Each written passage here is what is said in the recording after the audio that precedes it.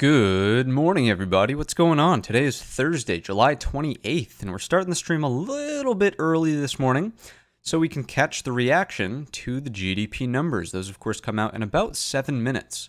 7 minutes to 8:30 a.m. is when we will get the advanced GDP quarter over quarter, and this, of course, is the big deal. The typical read for a recession is 2 back-to-back quarters, so a half of economic compression instead of expansion. You can see that we already had that in the previous read here. We got a read of minus 1.6.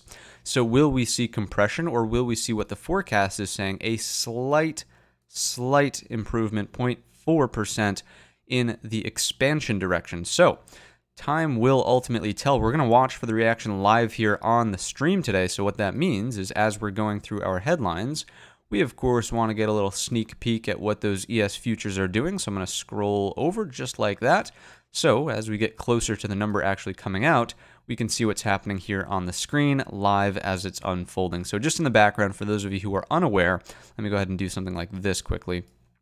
If I do this, we've got full screen ES futures on the chart in front of us. So this is the E-mini. Oops, let's switch colors here so you can actually see.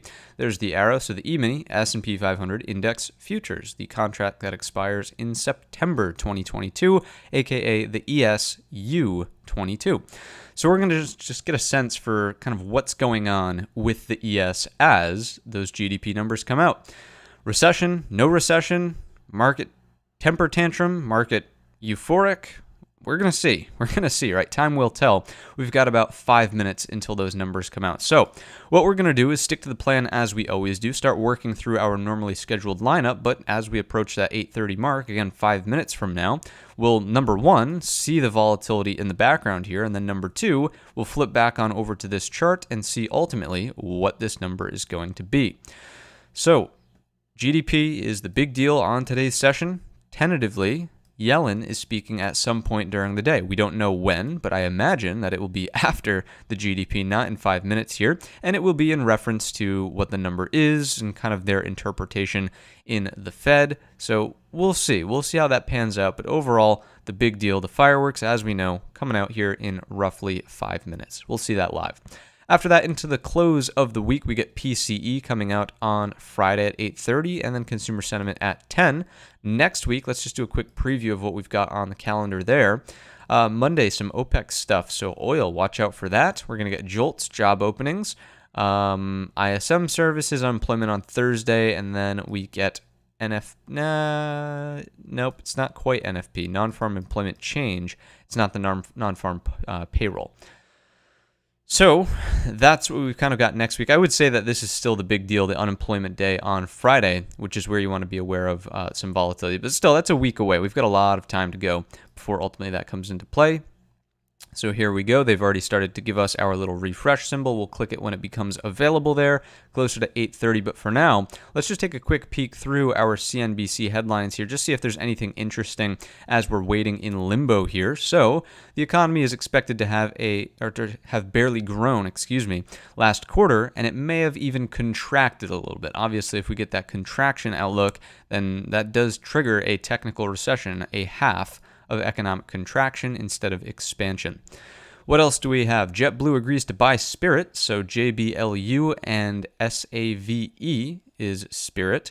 You're going to want to watch those if you're watching airlines, right? The fifth largest airline deal, they're buying them out, and it will create the fifth largest U.S. airline. So interesting, the combination of the two there. Let's see what else. JP Morgan hires scientist Charles Lim to help protect financial system from quantum supremacy threat. Interesting. Sounds like he might be a computer scientist.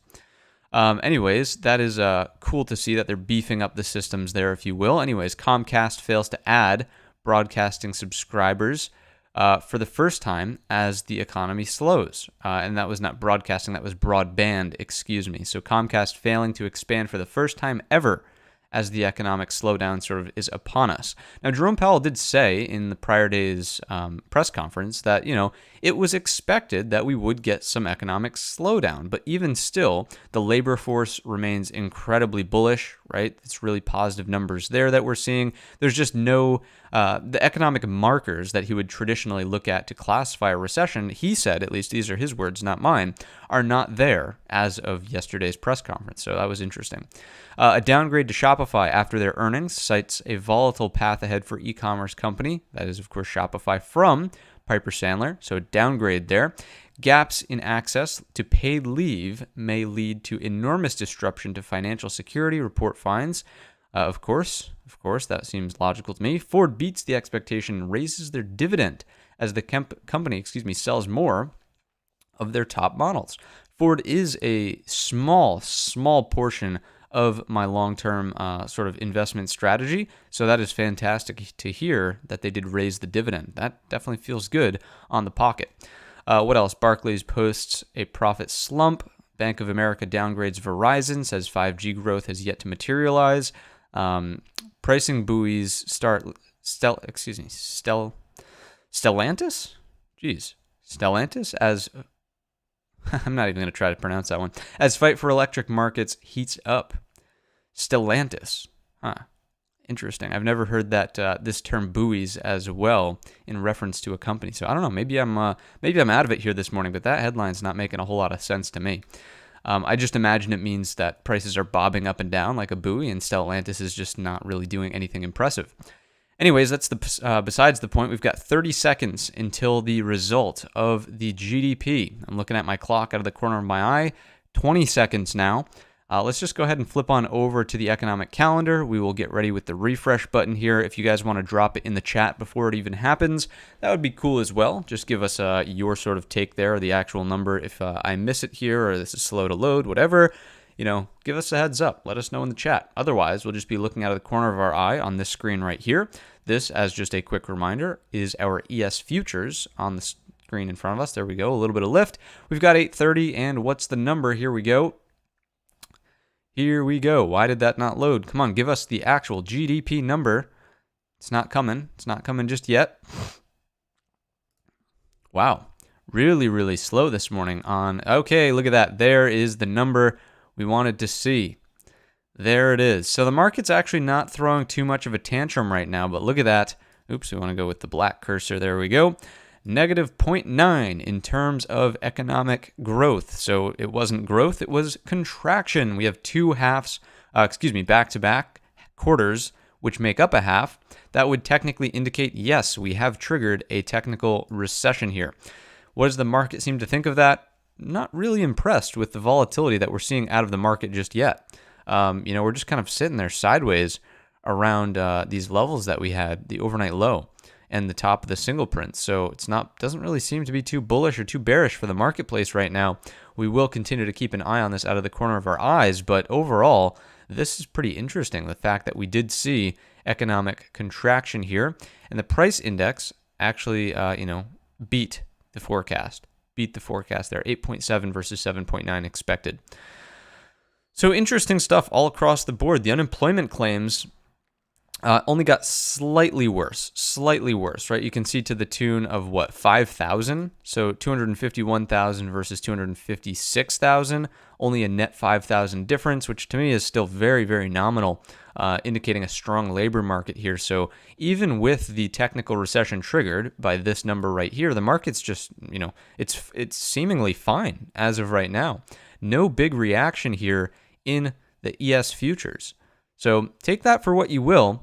If you've remembered essentially what we've been talking about, the entire theme of the week in the pre-market lives has been not to trade based on headlines. And this is just yet again another example. I got countless comments last night on the video that was, it definitely had a fairly bullish slant last night if you watched the midweek market update. And if you didn't watch it, go back and watch it. It's definitely worth checking out the opinions there.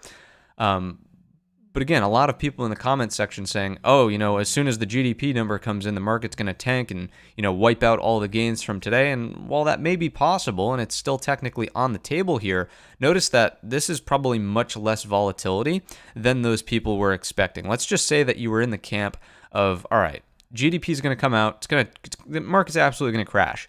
This is not a crash, okay? This is just mild, tame little selling activity that is not helping out your short position if you shorted at any point late in yesterday's session. So besides the point in terms of analysis for this morning session, but a longer-term psychological game that you should try to be playing is not to get caught up in headline news. You don't trade the headlines, you trade the price chart in front of you. Anyways, that's what we've got in the ES based on our numbers. So far, so good. Again, there's just not much to say other than volatility is certainly lower than expected here on the release and confirmation, really, of a technical recession. All right, let's continue through some of these headlines just to see if there's anything interesting here. Climate change bills, Ukraine stuff, millions still without a sense of smell or taste after the sickness. Interesting. I had the sickness quite some time ago, and I did lose my sense of smell for probably like 6 months, but it did come back. So give it more time. Give it more time. Time is the healer of all, right? The Fed hikes interest rates. Yeah, we already knew that. Meta reports earnings. It was kind of a miss there. So we'll check in on that chart, of course. Apple is after the bell, by the way, FYI today. Stocks making the biggest moves in the pre-market: Stanley Black & Decker, Southwest, Harley-Davidson, and more. I'm sure Meta's on that list.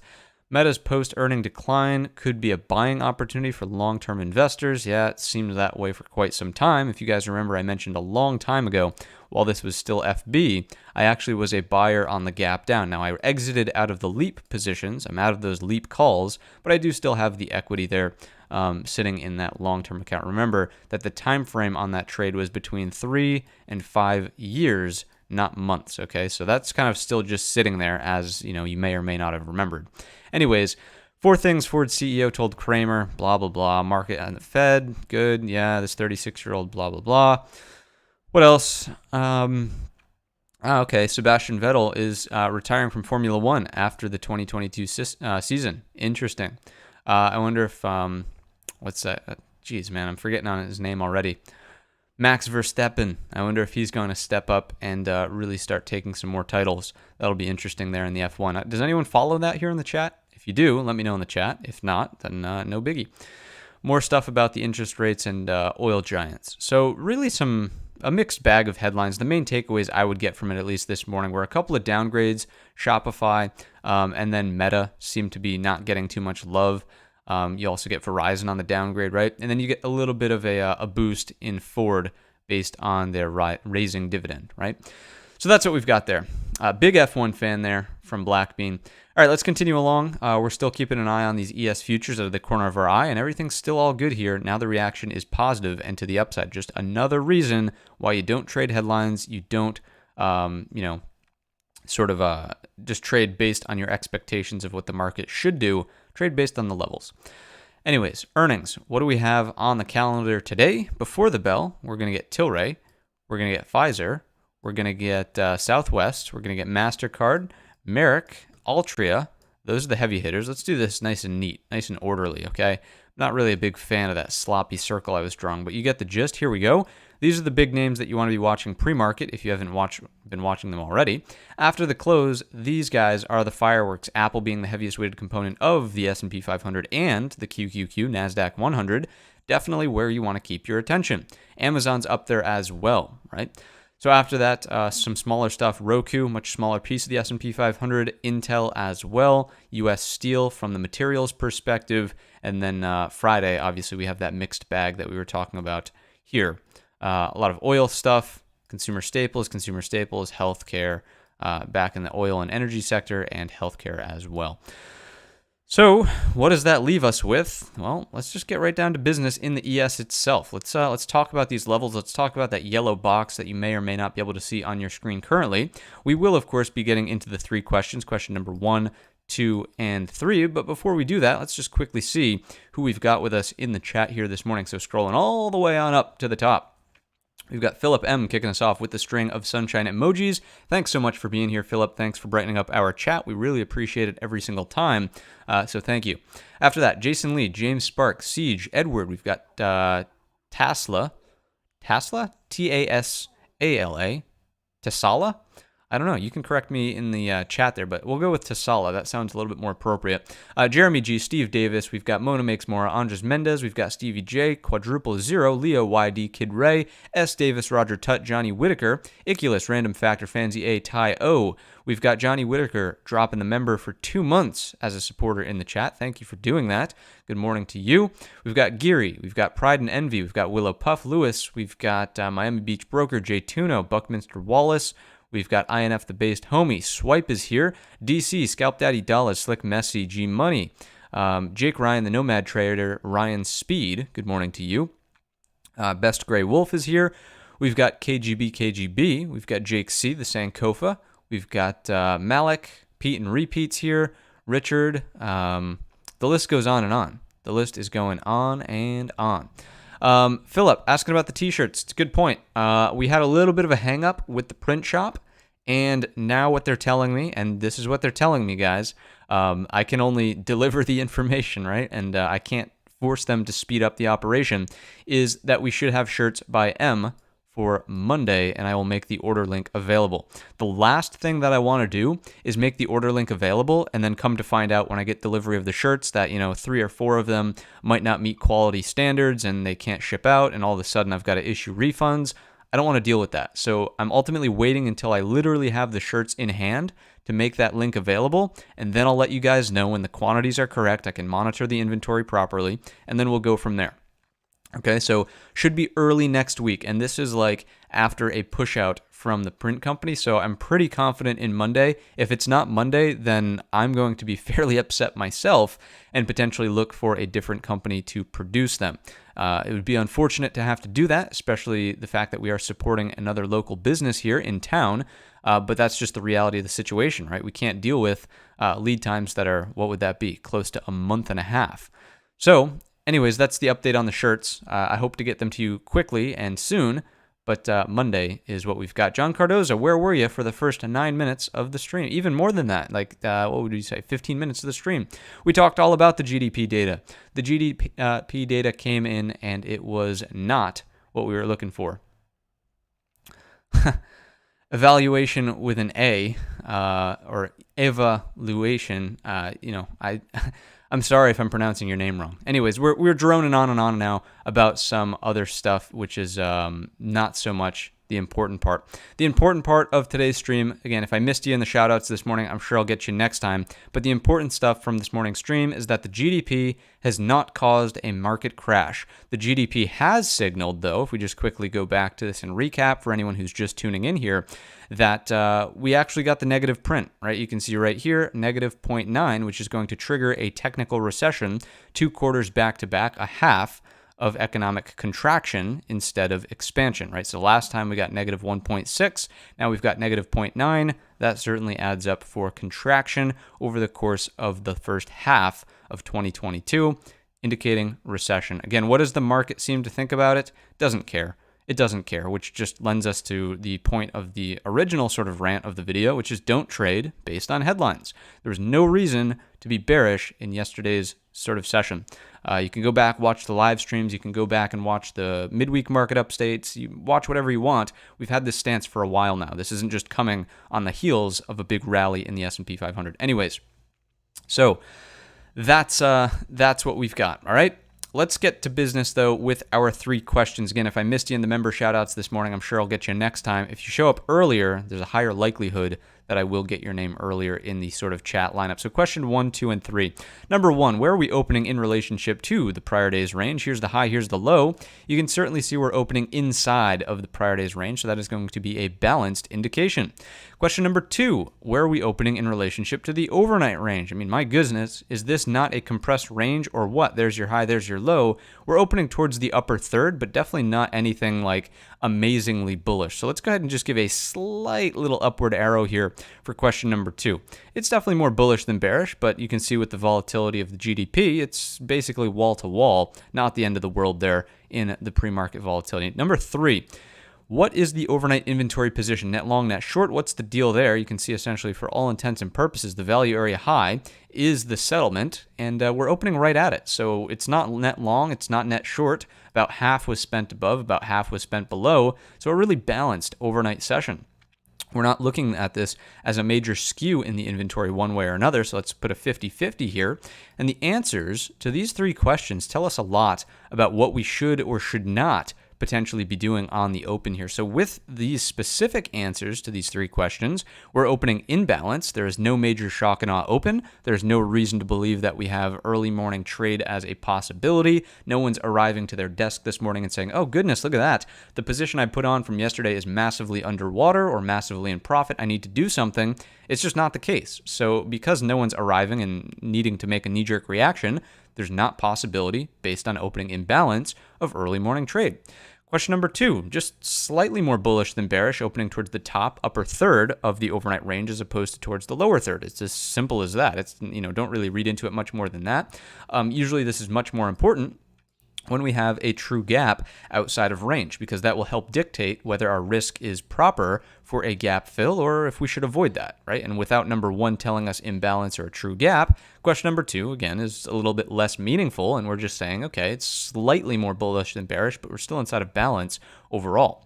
Question number 3, ultimately the most important for trying to catch inventory corrections on a gap, is balanced. So nothing about this is indicating possibility for early morning trade, right?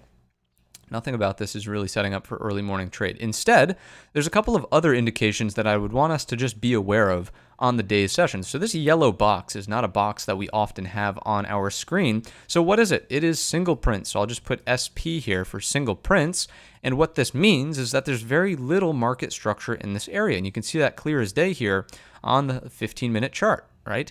So on the market profile, which we'll look at in just a second, that would be a 30-minute period with no overlap from any other subsequent periods. Whereas you can see this upper wick marks right here, and this lower wick from that red bar marks right there, aka the top of the single prints and the low of the single prints. Where are we opening currently in relationship to the double distribution from yesterday as separated by the single prints? That's the question that you want to ask. There goes a motorcycle in the background. I'm not sure if you could hear that. A little early for that, buddy, but it is what it is. It is sort of a nice Thursday morning. Anyways, upper distribution is where we're opening. Where are we opening in the upper distribution? In the midpoint of the upper distribution. Again, fairly neutral, but definitely more bullish than bearish, as opposed to failing through the single prints in the overnight session and then opening in the sort of meat of the distribution from down here. If we were opening much closer to this area, yeah, it would be neutral to, maybe slightly bearish on a breakdown of the prior low of day. But the fact that we're opening above these single prints today, guys, is just another sign of strength that, in my estimation, you should not really be looking for shorts here. The sellers don't have the upper hand. One thing that is slightly concerning, if we take a look at the SPY daily time frame chart here for just a moment, and let's get rid of the clean set, go to the default set, and we will zoom in here. There we go. So one slight concern, a little bit of lag here in Thinkorswim this morning. Interesting. I hope that cleans up by the time 9:30 rolls around.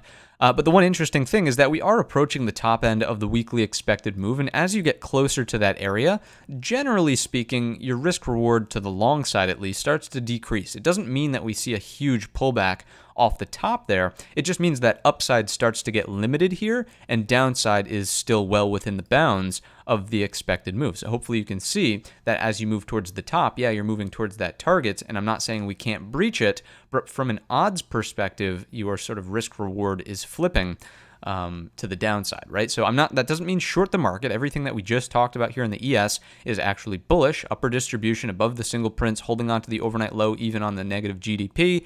Everything about it's still bullish, right? So I'm not saying, go out there and short the market, but I'm just saying the upside might start to become limited here into the remainder of the week. That's all.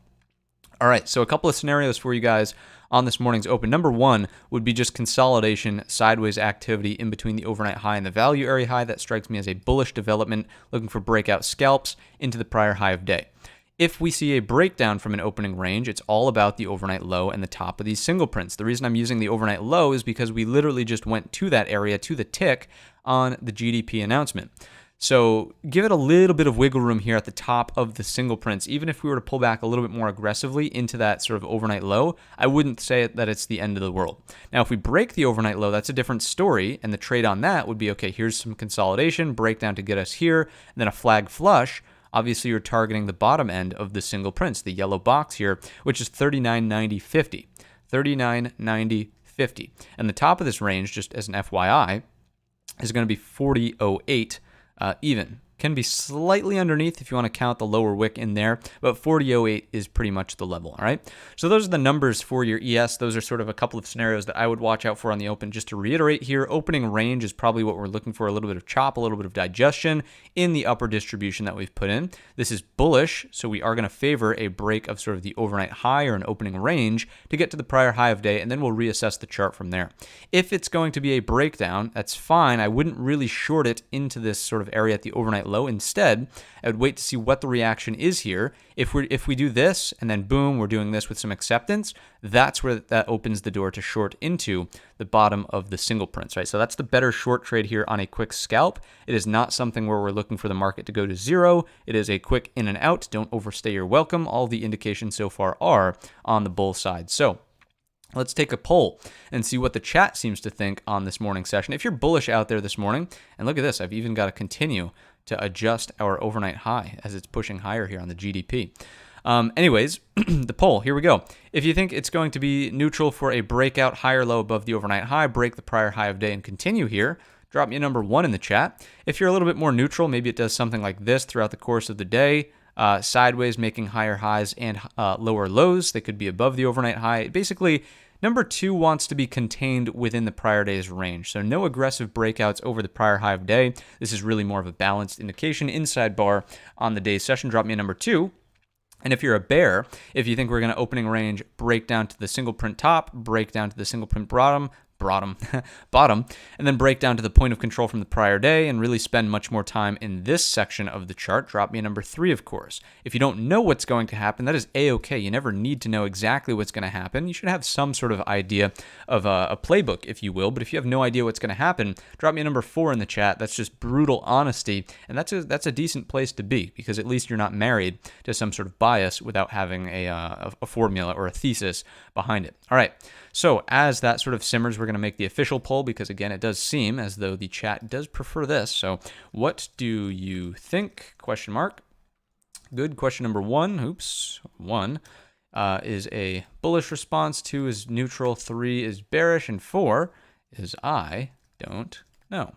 Let me actually type in the bull, neutral, you. Good. And then for option number 3, we'll actually label that as bear. Good. All right.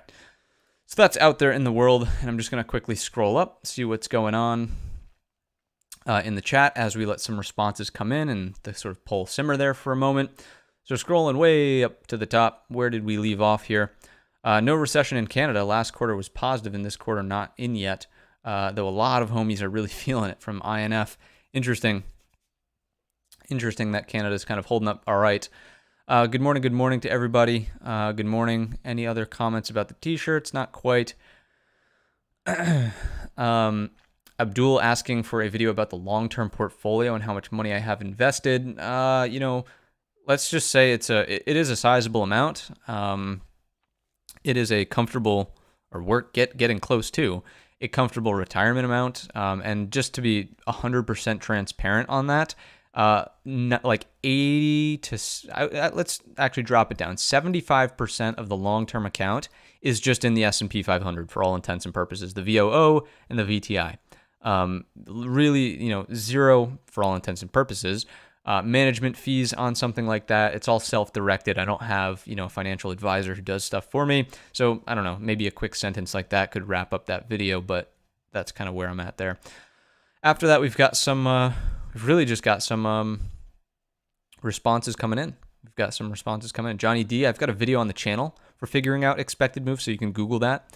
How does the ES compare to the SPX from Nick Farrell? Is there any correlation in levels similar to how SPX and SPY correlates? Yeah, absolutely. I mean, the ES is the SPX is the SPY.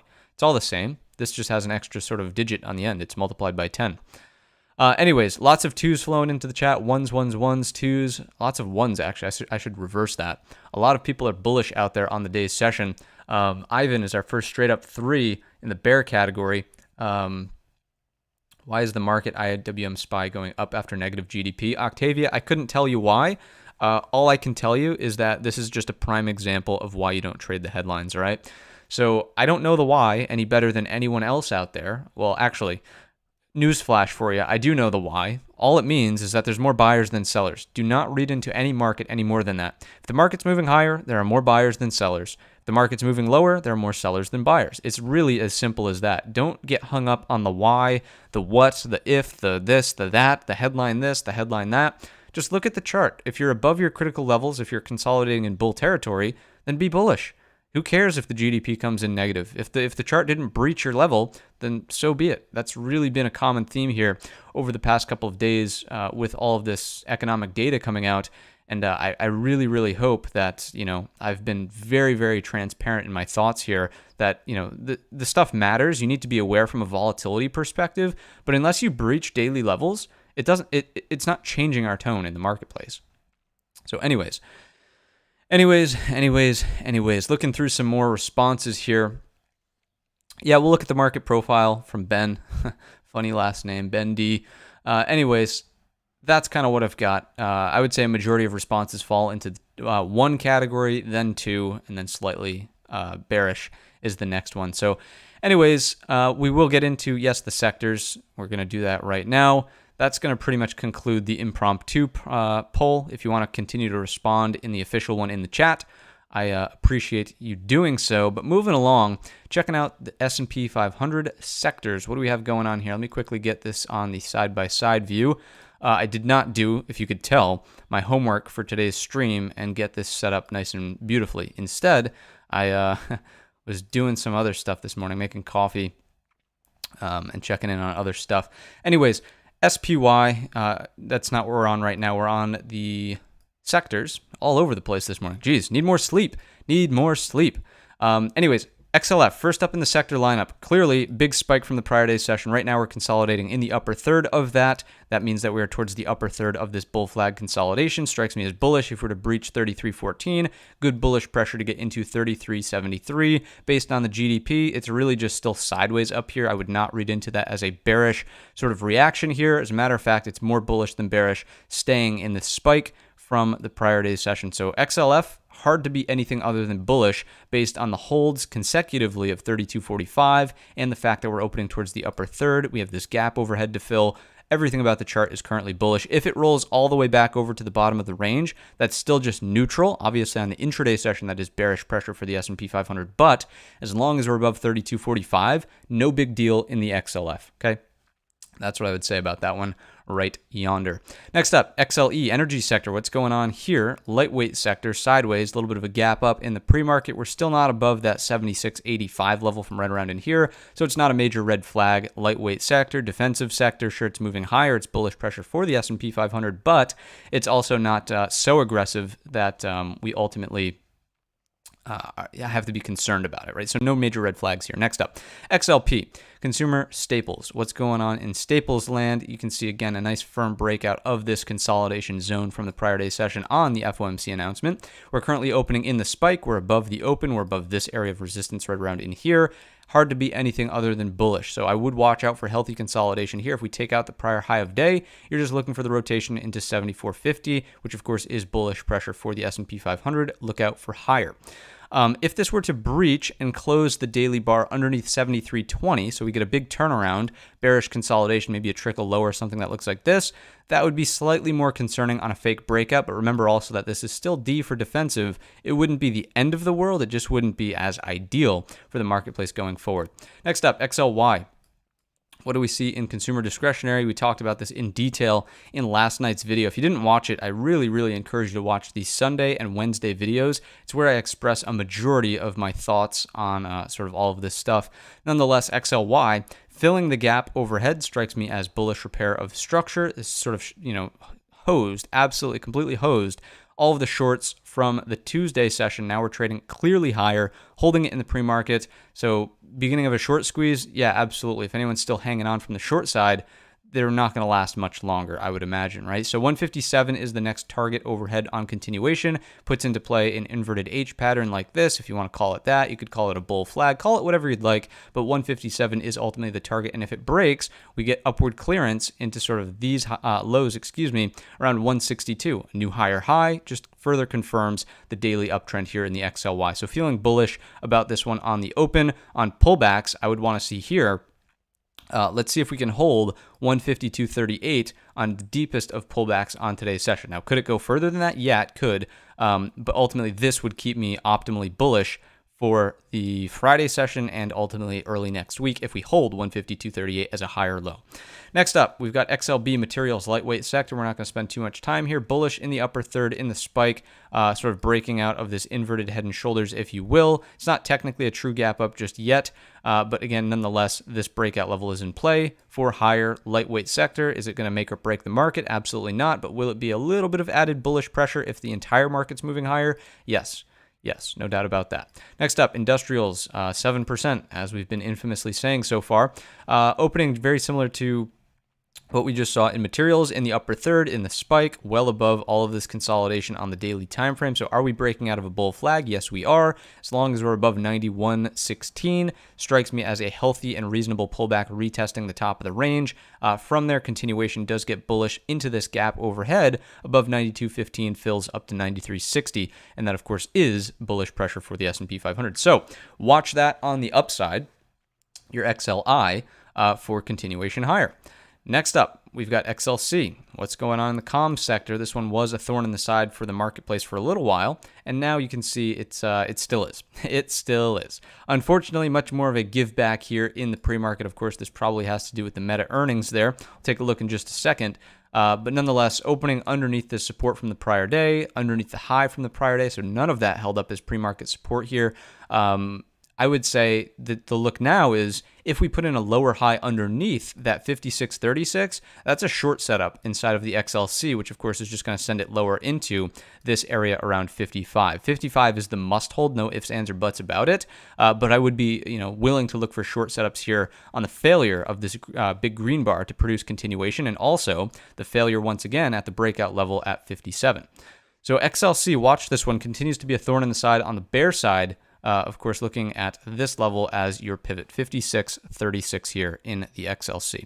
Next up, XLRE real estate, sideways to higher, obviously getting a little bit of consolidation above this range from in here. You get kind of this trend line thing going on. No big concerns, lightweight sector, we're moving on. Next up, XLV. What's going on in the healthcare sector? Anything interesting over yonder?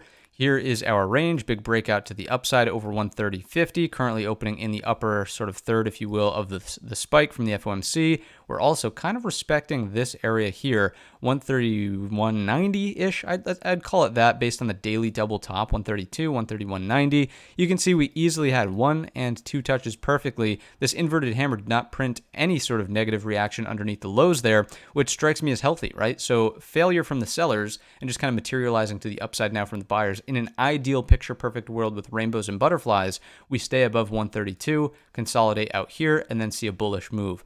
Not so ideal of a world, we pull back inside. That really keeps us more neutral, and then as long as we're above 130.50, it's okay. If we're underneath that, a little bit more concerning, right? So overall, in the bull category here in the XLV, second heaviest weighted sector for the S&P 500, definitely worth reading into as a pretty big driving force there. XLK, the tech sector, the most important sector of them all. What do we have in the tech sector here? You can currently see we are opening above this sort of congestion and sort of breakout level from the prior day session. That does strike me as a bullish implication. We did set a new higher high on the prior day session. Everything about this falls into the bull category. So a couple of things I would do here. I would just say that treat this as a zone.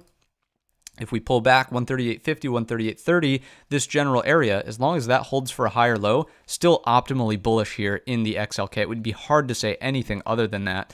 Just looking at the daily time frame chart, right? A little bit of an inside bar doji. If we hold this as support today and just go sideways, beautiful 3-bar play, right? You get a big expansion of range bar, 2 a little resting bar, 3. If we take out these highs, it's off to the races to the upside. You're looking to play that 3rd bar there. So that's kind of the look, the desired outcome in the XLK. Will we be able to bend the market to our will? I'm not entirely sure of that, but that's kind of where my head's at here in terms of scouting for setups and trying to be one step ahead. Remember that we think of the market like a game of chess. What the market does, we can potentially respond to, and if this is the scenario, then we have a response, right? So that's that. XLK looking bullish on the day's session with all of these indications opening above this breakout zone from right around in here. If we were to fail this, it's not the end of the world. I would watch out for a higher low to want to form here, though, around 136.50. That is the open of yesterday and also the open of the Tuesday session, right? So that is important from that perspective. Next up, we've got, last but not least, the XLU for the utility sector. What do we see inside of Utes? Really just sideways. Big gap up this morning, yes, but still sideways in this overall range right here, just like energy. As long as it's not taking out the top, as long as it's not taking out the bottom, no big deal inside of Utes. So that has been a run through of our S&P 500 sectors. Thanks for sticking with me through it. Let's take a quick peek at the SPY chart itself here and see what's going on from a levels perspective. If you're new tuning into the stream, I appreciate you being here, number one. Number two is that the GDP data did come in as negative. We have a negative print quarter over quarter, and that of course does technically trigger a recession, right? 2 quarters back to back of negative growth, which would just be contraction, not negative growth, is not good. Anyways, did the market really respond? Not really, right? You can see that we're still higher up here, which is no real cause for concern in the SPY. As we were talking about on the ES futures, we can do the same thing with our sort of single prints here. It would refer to this area, oops, there we go, on the SPY. So as long as we're above 399.50, 399.50 and the overnight low, bullish. You can't be anything other than bullish if we're digesting the price action in the upper distribution from the prior day's session. So up here, bullish consolidation over time. We are looking for follow through to the upside. If we were to move to the top of the single prints and put in a bear flag, the look is for a breakdown of the overnight low for a quick short scalp into the bottom of the single prints here, which the level in the SPY is much closer to 397.50. 397.50, okay? So those are your numbers. Those are the primary scenarios. Again, balance on the open is the first indication. Then we're leaning on more of a long bias as opposed to short, just based on location. But we do have that back pocket set up underneath the overnight low to fill the single prints. Now, if the market just completely collapses and gets pure 100% price acceptance underneath this gray box right here, of course, that's a little bit more bearish than bullish. It starts to bring into question, was that a fake breakout on the prior day's session? All right. So those are the SPY scenarios. I had something in the back of my mind here that I was going to do, and I'm already forgetting. Oh, yes, that's it. I was remembering about the request to take a look at our market profile. So here it is in the market profile itself. Let's go ahead and just go full screen for a second. Dragging that across. Good. What you'll notice is, again, you can see your single prints very, very clearly on a market profile chart. Here they are, right? Literally a string of single prints. But more importantly, look at the volume, right? This is why the single prints are really important in the first place. Not only is it 1 TPO wide, but the volume associated with that is usually relatively thin. So it's the thin volume and the fact that no one was committing to positions here that makes it an interesting area. So again, as long as we're above, strikes me as bullish. These people in the overnight are content. These people from this volume are content. If we start breaking down under the overnight low, you can easily see how moving through this thin volume pocket right here should bring us to the next higher volume node area, which is right here. Technically speaking, it might even be a little bit lower. It's not technically single prints there, but you can clearly see the big difference in the volume, right? If you do something like this, you can see that really the high volume node is there around 3982.75 in the ES. Now, I'm not saying we should adjust our expectations of single prints. I'm just saying that the high volume shelf is really a little bit lower than the bottom of single prints. So just be mindful of that. If the short trade underneath the overnight low to get through this area does unfold, just be mindful that this is a pretty conservative target at the single prints, right? We could technically move a little bit lower into this shelf of high volume. That's all. That's all on that one. And then, of course, acceptance down here does strike me as bearish, failing all of this activity here. You have all of this overhead supply. If we're accepting here, they may turn into sellers, right? Looking to close out for the weekend if they're short-term traders who do not want to take headline volatility risk. All right. That has been the market profile. Let's get back on over to the other platform. This is Thinkorswim, of course, and round out the rest of the broad market. So QQQ. What's going on in the NASDAQ 100 here? Very, very similar in terms of what we have on the docket but a little bit weaker, right? Just by a hair. Just by a hair. The reason I say that is because if we were to draw in our single print box, that would look something like this here inside of the QQQ. You can see that in the pre-market, we've technically already moved all the way through to the bottom. Now, that doesn't count as repairing in the pre-market. This needs to happen in a regular trading hour session, but all I'm getting at is that, your overnight low breakdown point is just the bottom of single prints at this point in time instead of the top like we literally just saw in the S&P 500 and the ES. So what does that mean for the QQQ? It just means that there's a little bit of relative weakness here. If we do move through the singles, okay, fine. Your short setup is underneath roughly 303.50. If we crack 303.50, it opens up the door for where the rally stemmed from here. Let's go ahead and put a level to that quickly. Change tools. And that's going to be much closer to 301.63. But again, are we in the bear category to begin with? Not really. On the open here, yes, it is a little bit weaker as we've just outlined, but look at where we're opening, still above that gray box inside of the upper distribution. Let's quickly take a peek at the market profile for the NQs just to see what the single print string kind of looked like here. And if there's a major difference. Yeah, okay, so you can see it here as well, right? Notice that the single print section is much smaller. Obviously, your overnight low is already there. This distribution does not have as concentrated of an area of volume, right? The ES had something that would look like this, whereas in the NQ, it's much more thin and broad-based through this upper distribution, so a little bit weaker from that perspective. Some interesting things here, though, are that if we do get the breakdown, look at how much higher this is as opposed to being dead on the lows, kind of like the ES, right? So interesting relative strength, relative weakness here in the NQs. I think personally, and this is always my stance, is that the ES is, for me, the better trader. I prefer the tempo of the ES. I prefer the sort of personality of the ES. But if you are looking at the NQ, those are probably your levels to watch. Just to give you the numbers here, the single prints start at 12,536.50. Half points right there, right? And then down at the bottom of the single prints, we have 12,489.66. I'd just round that down to 0.5. All right, so those are your levels in the NQ from a single prints perspective. The psychology is the exact same as what we just discussed in the ES and the S&P 500. And yeah, for now, bullish above the gray box. If we break down through the gray box, that's fine. The short entry is under the overnight low to get us to that 301.63 in the Qs. All right.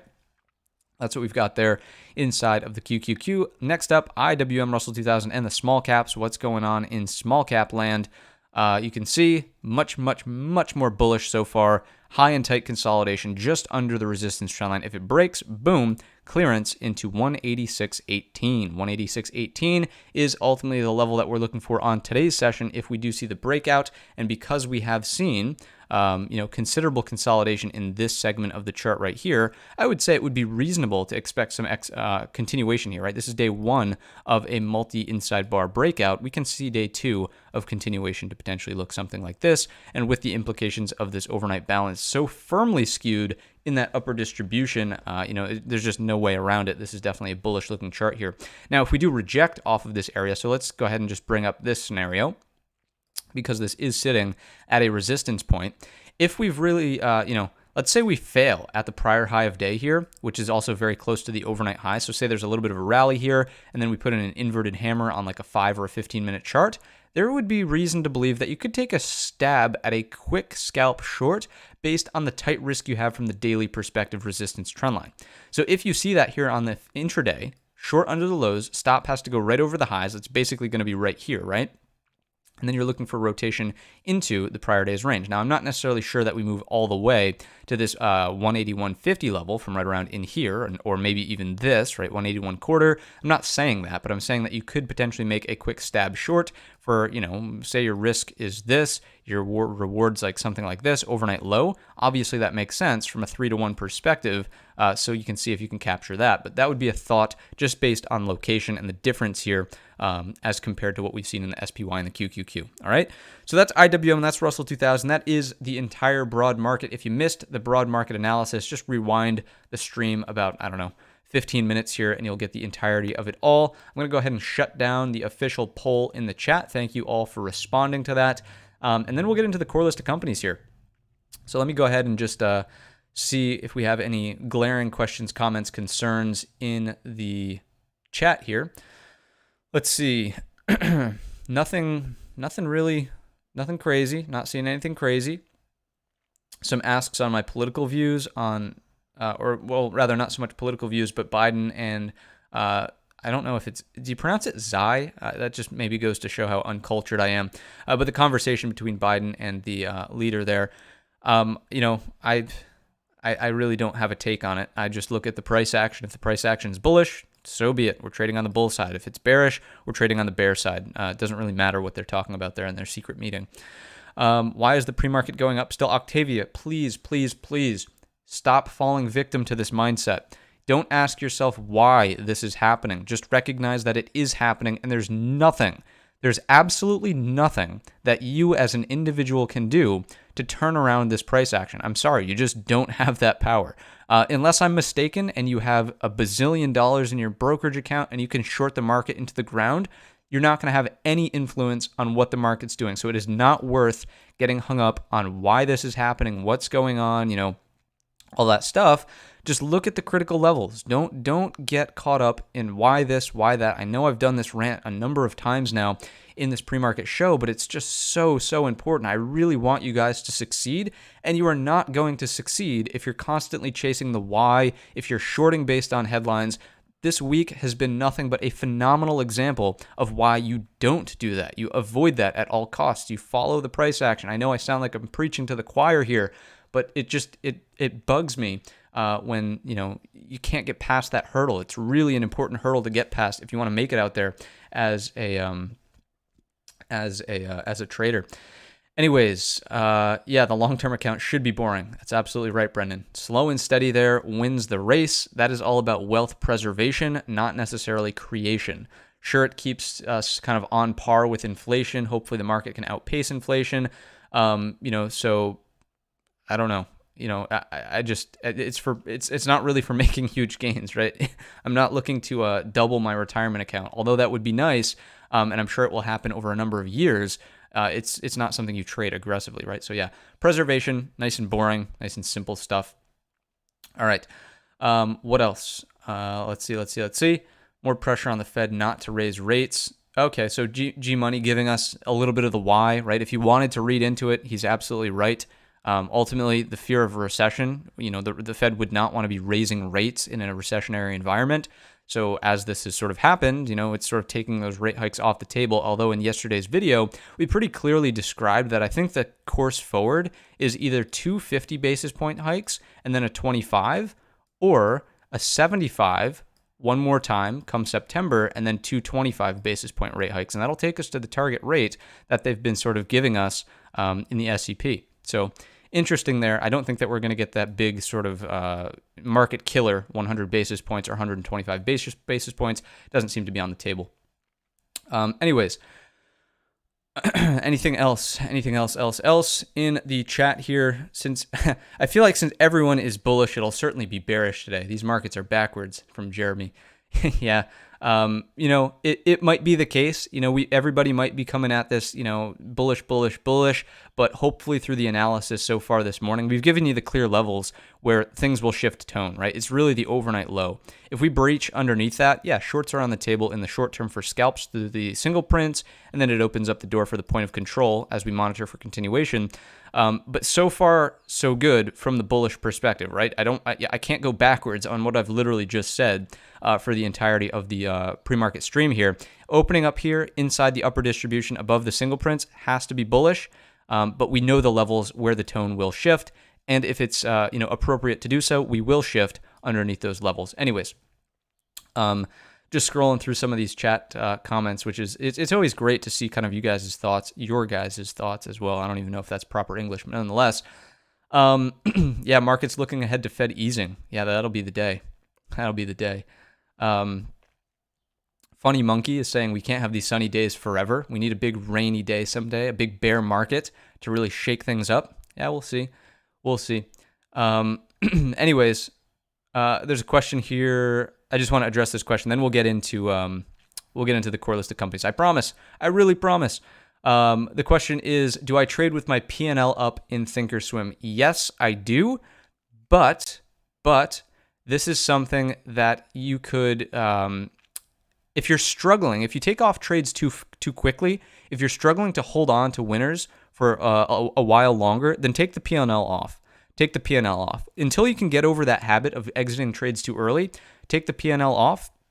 Don't worry about what the numbers actually look like. Just pay attention to the structure of the chart. Is the chart telling you that you should exit the trade, or is it just your brain looking at that big number and saying, oh, I got to lock this in. This never happens to me. I got to lock it in here. I can't hold on to this anymore. That's going to prevent you from really having those big upside swings, right?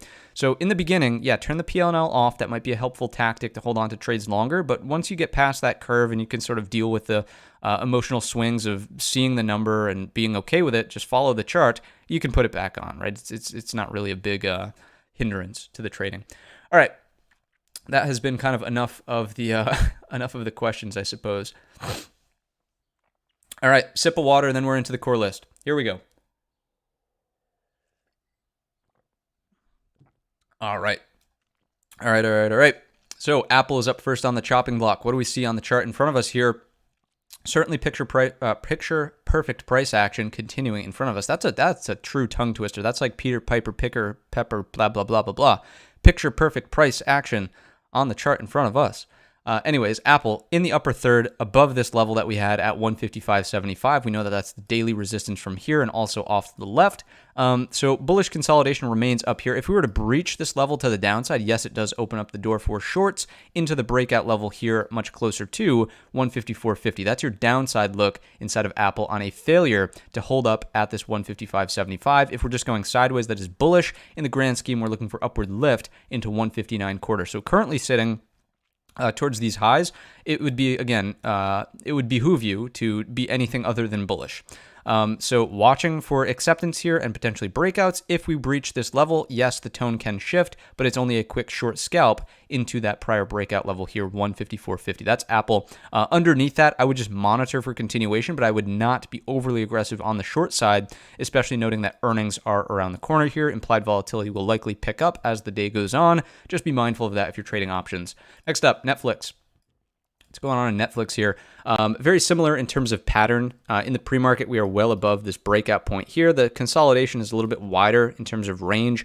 I think Netflix, the next trade is this 228 breakout that we were really discussing in the prior last night's, I should say. I shouldn't say prior, but last night's video. Remember that level is really the resistance from here after the first big earnings gap down, right? So if we can breach that, there's really just thin structure until we get into that 250, and that's quite the range to be trading for on the upside. Now, I'm not saying that the market's going to get there on today's session. I do think that there are a number of bullish implications here, but going all the way there does seem like a bit of a fantasy land imagination to me. So just watching for the breakout of that level and trading accordingly, right? Probably just going to move the stop loss higher if that breakout does occur here. Remembering also that this is a seller shut-off bar. This green bar takes back 1 to 3 days worth of selling price action. Shorts do get squeezed up and over that 228. So upside into Netflix here does look fairly attractive. Anything that just hangs out here on today's session starts to set up that 1, 2, 3 bar play that we were just discussing in the IWM, or was it the QQQ? One of the broad market things. I should say what they are, which is an ETF. But you get the gist, right? If we were to put in a doji on today's session, so say the price action looks like this on the daily bar, we're just back and forth up here. The daily bar looks like this. It's a consolidation resting bar. You have 1, you have 2, 3 is to break the highs and get continuation into this overhead section right here. So I'm really liking this Netflix setup. We'll see how it pans out on today's session, but I'm watching that 228, and of course you want to see it remain above 222.60. Tesla is up next. What's going on in Tessie? Zooming in on the daily time frame chart here. Moving higher, big gap up this morning. This strikes me as impressive here. This is like a full seller shut-off pattern opening up at the highs. So all of these sell bars have been retraced over the matter of 1 bar. And, up and over 840, look, there's clearance. There is definitely clearance there into 875. Now, is that the trade that are we just going to long Tesla essentially is the question on the open? No.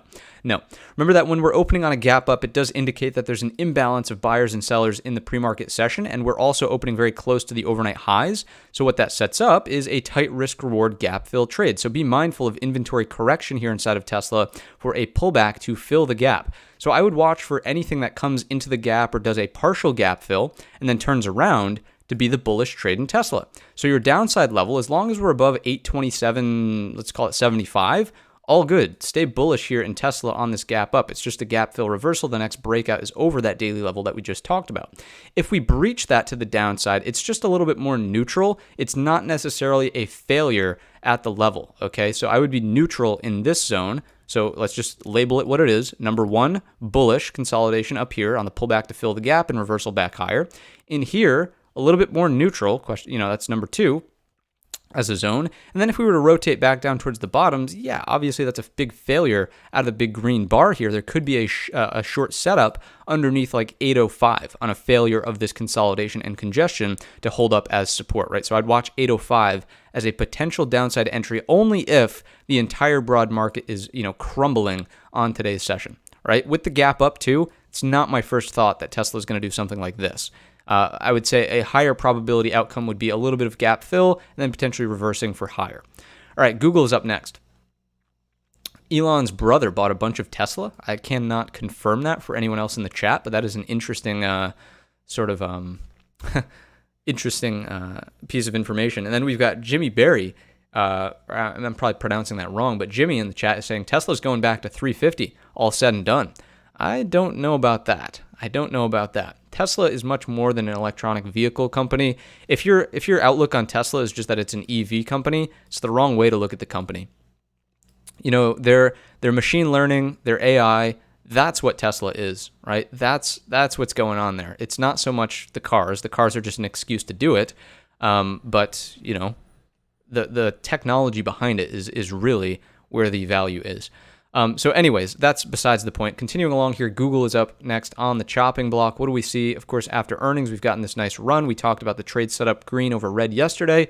That panned out, and now we're getting price acceptance above 111.50. Just like everything else, bullish acceptance is happening here. Looking for continuation up and over this poor high at 114 for continuation. If we just stay in this range, that's neutral, that's consolidation. And if we break down underneath 111.50, I would say there's the possibility still for a higher low off of 109, but that wouldn't really be a good look here inside of Google, back down underneath 111.50. So watch those levels here inside of Google. Favored outcomes based on the pre-market indications, consolidation and balance, looking for a long over the 114 break. And then if we break underneath 111.50, I'm probably not shorting it, that's for sure. I'm just neutral in this area. And then the 109 breakdown gets concerning, obviously, back to the bottom of the range.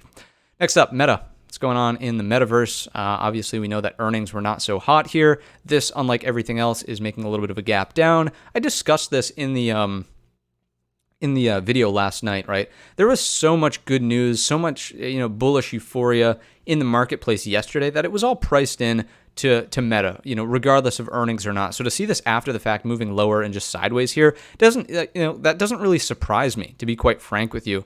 Also remembering that the XLC as a sector overall was relatively weak. So this hopefully isn't catching you off guard. It is just sideways down here. I would say we're not opening on a true gap just yet.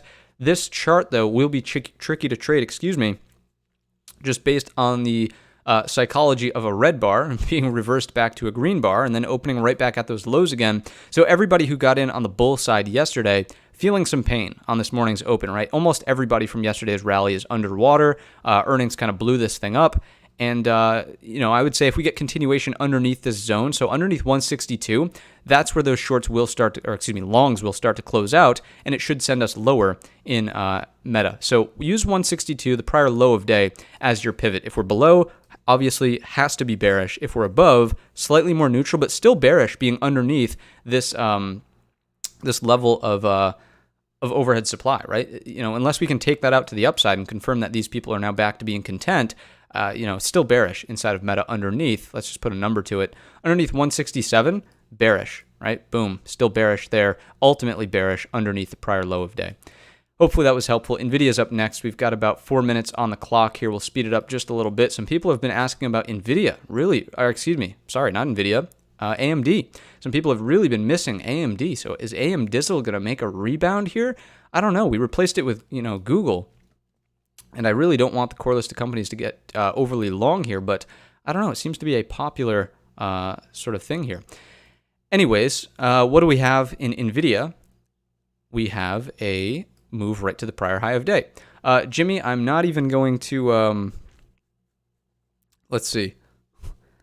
I'm not even going to get into the spiel again about Michael Burry telling us that we're only halfway through the current correction. That's fine. I mean, if you believe that from a long-term perspective, whatever, do your thing. But the short-term implications of the market are just incredibly bullish. I don't know how you could say anything other than that. So again, I'm not going to go down that rabbit hole. We've already done it too many times this morning. But maybe it's like I'm going to die as the guy, who's just constantly telling people, don't listen to the headlines, don't listen to the news, trade the price action. That'll be the hill that I die on, and I will die a proud man. Anyways, NVIDIA, what are the trade setups into the day here? Watching 181.25, right? Big bullish reversal here. Big sort of flag and breakout on the FOMC. Consolidation is in the upper third. It's respecting that level. All good here. So if we can breach this area on some momentum, looking for continuation into that 181.25, looking for the reaction there. If we can get a pullback higher low off of it, that's what ultimately sets up the breakout there. So just continuation here to the upside in NVIDIA. Downside, not really attracted to downside in NVIDIA until we take out the lows of this consolidation here, much closer to 173. Moving along, I know we got 2 minutes until the bell. Oops, Microsoft's up next. This one, we talked about the box of kind of chop right here. We are still above that level. That level is 265. As long as we're above that, bull category here in Microsoft, looking for continuation higher outside of this larger balance range from in here for something that does this. 273.50 is the target. If we breach 265 to the downside, then okay, look for a rotation to the bottom of the range here at 257. Let's call it 257 even. Okay, so as of right now, definitely bullish, looking for consolidation and a break, or just continuation to get into sort of that level overhead at 273.50, back underneath, a little bit more neutral. Next up, last but not least, the mini beast. We've got Amazon. We've got about a minute until the bell here. Just like NVIDIA, you've got your prior highs lining up with the pre-market in the overnight session here on the open. Bullish above this level, basically looks great for longs. Continuation to the upside here. Failures back down to the midpoint of the prior day's range. Get choppy. Not want to get involved on a short of the breakdown of the overnight low just because you're trading into this chop, right? The short on the breakdown of the overnight low is still much more attractive in the ES if that were to happen in the first place. Again, I've got to adjust my overnight high here. As we've been talking, the market's been pushing higher. So if you're short out there because of the headlines, then RIP. I don't know what to tell you. You can continue to short and blow up your account and ignore the price action. That's fine. Hopefully, for those of you who are listening and maybe not so vocal about your positions or bias towards the market, maybe you can just, take this as a learning lesson and prevent fighting what the market is actually doing based on headlines. So hopefully that's useful from that perspective. Anyways, the bell's going to ring in about 15 seconds, 10 seconds. I'll give you the first 5-minute bar here in the ES just because, we've got balance in play here. I'm not looking to be overly active on the open anyways. So bell's going to ring in about a second. There we go. Big ding coming in. And as the first 5-minute bar unfolds, we want to take a quick peek at what's going on here in the internals. So how do they open up and what's kind of the deal here? They usually take about 3 seconds to get an updated read from the NYSE. There we go. So we've got reads on the breaths. They're both bullish, but they're 1-to-1 reads. They're right on the edge, flirting with 2-to-1 reads. The advanced decline line did open up nice and positive right around the 1,000 mark. That's right here. That strikes me as a bullish implication. And the ticks opened in a reasonable zone, positive 800. So nothing about this strikes me as overly concerning or that, we should do something knee-jerk reaction here on the open. Simply not the case. We're going to take a quick peek at, what do we want, Tesla? For the gap trade. Again, I'm not interested in shorting this as the entire market's kind of in bull mode. So again, there's your kind of break here. This does need to come down to a 5-minute time frame. There we go, and we'll turn those. Whoa, there we go. Extended hours off, and we'll get the VWAP on there. And we'll just sort of walk through the first 5-minute bar here in the broad market and the core list, really, and just kind of give you guys a step-by-step narration of kind of what we're looking at. And Bows, thank you so much for the 10 Canadian. I enjoy being a part of your pre-market routine. Very, very cool that I've found a sort of spot in some people's morning ritual, if you will, to prep for the market.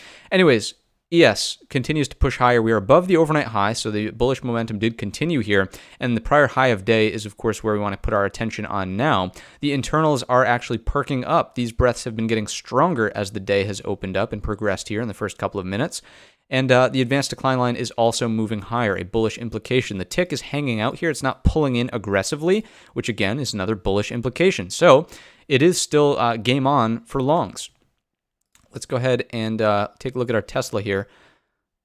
So I'm never usually trading the first 5-minute bar. I want to see what the first 5-minute bar is before I start making some decisions, unless we have a gap trade that's unfolding rapidly in the ES. And that was not the case on this morning session. So in Tesla, a couple of things that you want to watch out for here would be an opening range pullback or an opening sort of print pullback. If that holds, if the VWAP holds for a higher low, fantastic. We're going to try to build out a bull flag here inside of Tesla, and that does strike me as a pretty confident long here based on holding the gap so aggressively here in the first little flurry. Notice that this lower wick did come in a little bit, so the sellers had their chance to materialize as the day opened red. It just, they couldn't do it. They couldn't do it. So watching for bullish setups here inside of Tesla, we of course need a signal bar and an entry bar, but so far that is the outlook based on the price action that we're seeing.